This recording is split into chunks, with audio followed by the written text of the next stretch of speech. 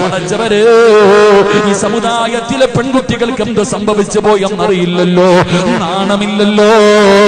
അവസാനം ഒരു കാലഘട്ടം വരുമ്പോ നടുറോഡിൽ കിടന്ന് വ്യഭിചരിക്കുമെന്ന് മുത്തുനബി പറഞ്ഞല്ലോ. അത് ഖിയാമത്ത് നാളിന്റെ അടയാളമാണ്. പക്ഷേ ഇന്ന് പാർക്കുകളിൽ കടന്നു ചെന്നാൽ ഏതെങ്കിലും ഒരു മരത്തിന്റെ ചുവട് കിട്ടിയാ മതിയല്ലോ. പടച്ചവനെ, മാളുകളിൽ കടന്നു ചെന്നിട്ട് ജനങ്ങൾ മുഴുവനും ഒരുമിച്ച് കൂടുന്ന സൂപ്പർ മാർക്കറ്റുകളുണ്ടല്ലോ, മാളുകളുണ്ടല്ലോ. ആ മാളുകളിൽ പോലും എന്റെ പ്രിയപ്പെട്ട ഫർദ ധരിച്ച പെൺകുട്ടികളുണ്ടല്ലോ. പരസ്യമായി നിന്ന് ചെയ്യുന്ന പേക്കൂത്തുകൾ കണ്ടാൽ സഹിക്കാൻ കഴിയില്ലല്ലോ. എന്തേ പെങ്ങള് ഇങ്ങനെ സംഭവിച്ചു പോയത് എന്തുകൊണ്ടാണ്? എന്തുകൊണ്ടാണ് ഇത്രയും ഈ ഉമ്മത്ത് അതപ്പതിച്ചു പോയതെന്നറിയോ? ഒരൽപ്പം എവിടെയെങ്കിലും കിട്ടിയോ? ആണുങ്ങൾ കാണുന്നുണ്ടോ? നാണമില്ലല്ലോ. വണ്ടികളിൽ കൂടെ പടച്ചവനെ റോഡിലൂടെ പോകുന്ന ബൈക്കുകളിൽ നോക്കിയാൽ ഫർദ ധരിച്ച പെൺകുട്ടികൾ തന്റെ പ്രിയപ്പെട്ട കാമുകനെ തന്റെ മുന്നിലിരിക്കുന്ന മനുഷ്യന് കെട്ടിപ്പിടിച്ചുകൊണ്ട് റബ്ബേ നട റോഡിലൂടെ വണ്ടിയിൽ സഞ്ചരിക്കുന്ന കാഴ്ച കാണുന്നവരാ. കല്യാണ വീടുകളിൽ പോയാൽ പടച്ചവനെ സഹിക്കൂലല്ലോ. നമ്മളിൽ ഒരാൾക്കും ഈമാനുള്ള ഒരു മനുഷ്യനും സഹിക്കാൻ കഴിയാത്ത ഈ ഉമ്മത്തിന് നാണക്കേട് വരുത്തി വെക്കുന്ന, ഈ സമുദായത്തിന് നാണക്കേട് വരുത്തി വെക്കുന്ന രംഗങ്ങളാ സഹോദരാ. എന്റെ പെങ്ങളോട് പറയുന്ന, നീ ജീവിക്കുന്ന ഇന്ത്യ മഹാരാജ്യം, നിനക്ക് എന്ത് വസ്ത്രം വേണമെങ്കിലും ധരിക്കാം, നിനക്ക് എങ്ങനെ വേണമെങ്കിലും ജീവിക്കാം, നിനക്ക് ആരുടെ കൂടെ വേണമെങ്കിലും നടക്കാം. പടച്ചവരെ, ഒരു പെണ്ണ് സമ്മതത്തോടുകൂടി മറ്റൊരുത്തനുമായി ശാരീരികമായി ബന്ധപ്പെട്ടാൽ കേസില്ലാത്ത രാജ്യമല്ലേ.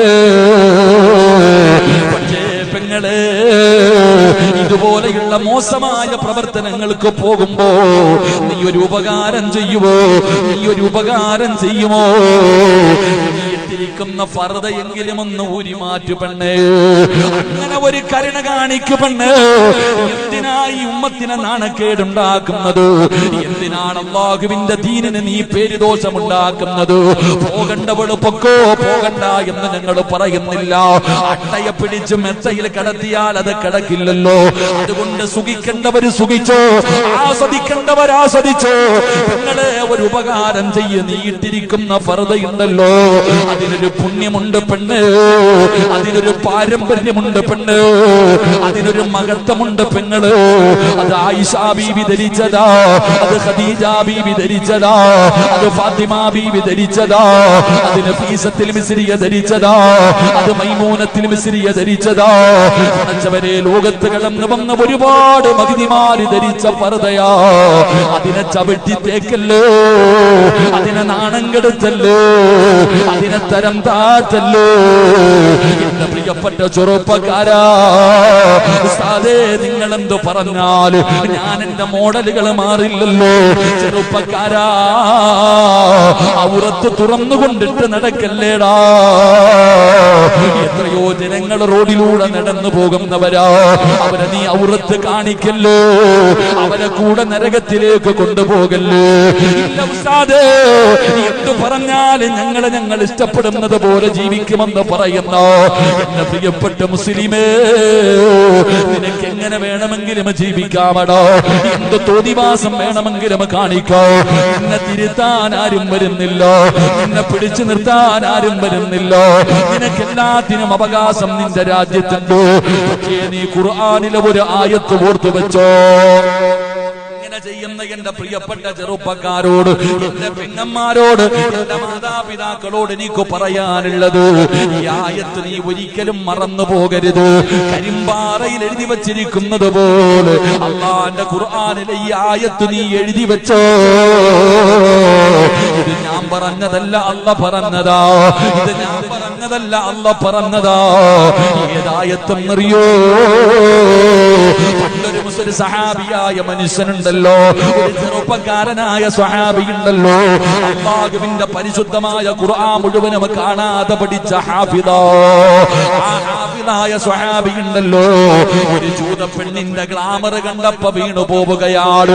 ഒരു ജൂതപ്പെണ്ണിന്റെ സൗന്ദര്യം കണ്ടപ്പോ, അവളോട് മോഹം തോന്നിയപ്പോ, അവളോട് പ്രേമം തോന്നിയപ്പോ, പടച്ചവനെ തന്റെ ആഗ്രഹം പോയിട്ട് ആ പെണ്ണിനോട് പറഞ്ഞപ്പോ അവള് പറയുന്നു, നീ നിന്റെ മതം കളഞ്ഞ് എന്റെ കൂടെ വന്നാൽ ഞാൻ നിനക്ക് സ്വന്തമാ. കൂടെ പോയ സ്വഹാബികൾ പറയുന്നത് കേൾക്കാതെ അല്ലാഹുവിന്റെ ദീന് വലിച്ചെറിഞ്ഞിട്ട് ആ പെണ്ണിന്റെ കൂടെ കടന്നു പോയ ഒരു ചെറുപ്പക്കാരന്റെ ചരിത്രം നിനക്ക് കാണോ. പെണ്ണ് കെട്ടുന്നതിന് വേണ്ടി മതം മാറിയടാ ചെറുപ്പക്കാരോ. അവസാനം ഒരുപാട് കാലം കഴിഞ്ഞു. ഒരിക്കലാ നാട്ടിലൂടെ നടന്നു പോകുമ്പോ മതം മാറിയ സ്വഹാബിയെ കാണുമ്പോ അവിടെന്ന് ചോദിച്ചു, എങ്ങനെയുണ്ട് നിന്റെ ജീവിതം? വിശേഷങ്ങളൊക്കെ തിരക്കുകയാണ്. വിശേഷങ്ങളൊക്കെ തിരക്കുകയാണ്. അവസാനം ചോദിച്ചു, നീ ഹാഫിളായിരുന്നല്ലോ, അല്ലാഹുവിന്റെ പരിശുദ്ധമായ ഖുർആൻ മുഴുവനും കാണാതെ പഠിച്ചവനായിരുന്നല്ലോ, ഏതെങ്കിലും സൂറത്ത് നിനക്ക് ഓർമ്മയുണ്ടോ? അല്ലാഹുവിന്റെ ഖുർആനിലെ എന്തെങ്കിലും നിനക്ക് ഓർമ്മയുണ്ടോ? ആ മനുഷ്യൻ പറഞ്ഞു, എനിക്ക് അല്ലാഹുവിന്റെ ഖുർആനിലെ ഒരേ ഒരായത്ത് ഓർമ്മയുണ്ട്, എല്ലാം മറന്നുപോയി, എല്ലാ ആയത്തുകളും ഞാൻ മറന്നുപോയി. എനിക്ക് അല്ലാഹുവിന്റെ ഖുർആനിലെ ഒരേ ഒരായത്ത് മാത്രമേ ഓർമ്മയുള്ളൂ. ഏതായത്തെന്നറിയോ? മറക്കല്ലേടാ ചെറുപ്പക്കാരാ. കറങ്ങി നടക്കുന്ന പെങ്ങള്, അടിച്ചു പൊളിക്കുന്ന പെങ്ങള്, ജീവിതം ഒന്നേ ഉള്ളൂ, അത് ആസ്വദിക്കാനാണെന്ന് പറയുന്ന പെങ്ങള്, അല്ലാഹുവിന്റെ പരിശുദ്ധമായ ഖുർആനിലെ ഈ ആയത്ത് നീ മറക്കല്ലേ. വത്തഖൂ യൗമന തുർജഊന ഫീഹി ഇലല്ലാഹ്. ഏത് മറന്നുപോയാലും ഒരിത്തരും ഈ ആയത്ത് മറക്കരുത്. ഇത് അല്ലാഹുവിന്റെ താക്കീതാ, ഇത് അല്ലാഹുവിന്റെ ഭീഷണിയാ, ഇത് അല്ലാഹു നിന്നോട് ഓർമ്മപ്പെടുത്തുകയാ. വത്തഖൂ യൗമന തുർജഊന ഫീഹി ഇലല്ലാഹ്. എവിടെ പോയാലും, ഈ ദുനിയാവിന്റെ ഏത് മൂലയിൽ പോയാലും എന്റെ മുന്നിൽ നീ വരുമടാ സഹോദരാ. അല്ലാഹു പറയുകയാണ്, നീ എവിടെ പോയാലും എന്റെ മുന്നിൽ ഒരു ദിവസം വരണ്ടവനാ. ഈ ഓർമ്മയാണ് ഓരോ മനുഷ്യനും വേണ്ടത്. എന്തൊക്കെ ചെയ്തു കൂട്ടിയാലും, ആരൊക്കെ നിന്റെ കൂടെ വന്നാലും, എത്ര പണക്കാരാകട്ടെ അധികാരികളാകട്ടെ, എന്തൊക്കെ നേട്ടങ്ങൾ നിനക്കുണ്ടെങ്കിലും അവസാനം നീ അല്ലാഹുവിന്റെ മുന്നിലേക്ക് തന്നെ തിരിച്ചു പോകണ്ടവനാ. ഈ ഓർമ്മ വേണം സഹോദരാ. അതുകൊണ്ട് മഹാനായ സയ്യിദുനാ ഉസ്മാൻ ഇബ്നു അഫ്ഫാൻ റളിയല്ലാഹു തആല അൻഹുവിന്റെ ജീവിതത്തിൽ നിന്ന് നമുക്ക് പഠിക്കാൻ കഴിയുന്ന ഒന്നാമത്തെ ഗുണപാഠം എന്തെന്നറിയോ? വല്ലാത്ത ലജ്ജയുള്ള സ്വഹാബിയാ, വല്ലാത്ത ലജ്ജയായിരുന്നു. ആ ലജ്ജയുടെ 4-1 ഭാഗമെങ്കിലും നമ്മുടെ ജീവിതത്തിലേക്ക് കൊണ്ടുവരാ. അല്ലാഹു നമുക്ക് ഭാഗ്യം നൽകി അനുഗ്രഹിക്കുമാറാകട്ടെ. രണ്ടാമത്തെ ഗുണമെന്തെന്നറിയോ?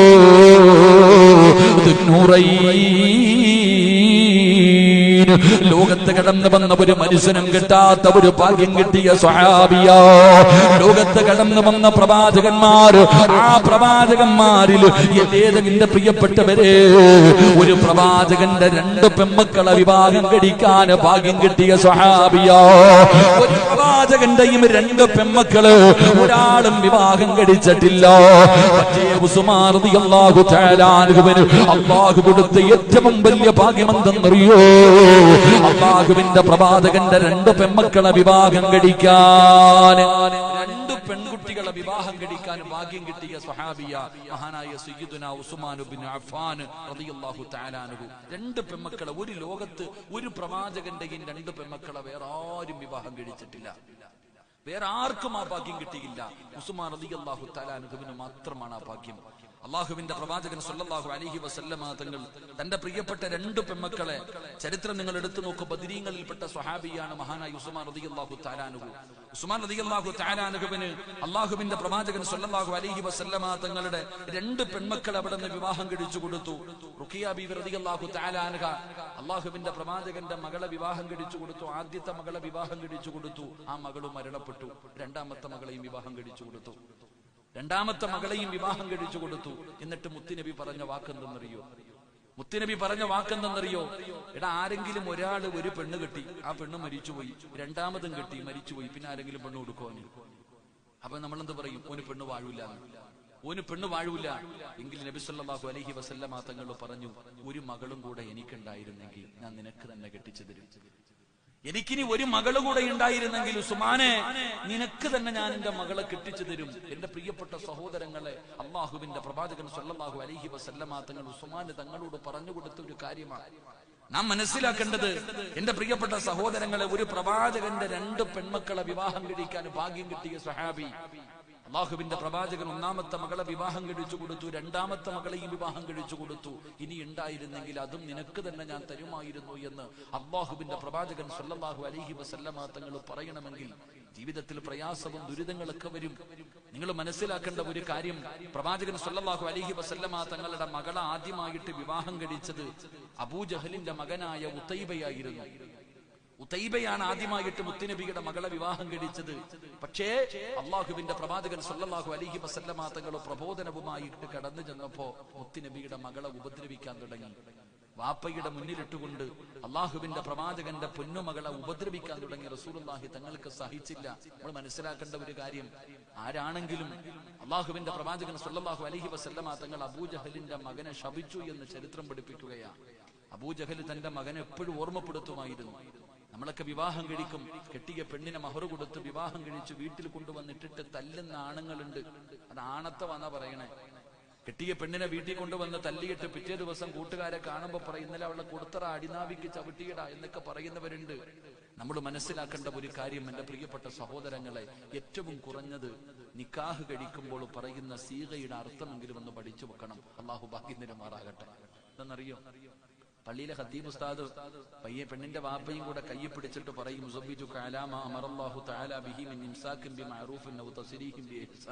എന്നൊക്കെ പറഞ്ഞിട്ട് പറയടാ, സീഗയുണ്ടല്ലോ, അതിന്റെ അർത്ഥം ഒന്ന് പഠിച്ചു വെക്കണം. കല്യാണം കഴിക്കാനിരിക്കുന്ന ചെറുപ്പക്കാർ ഏറ്റവും വലിയ കോമഡി അതാ.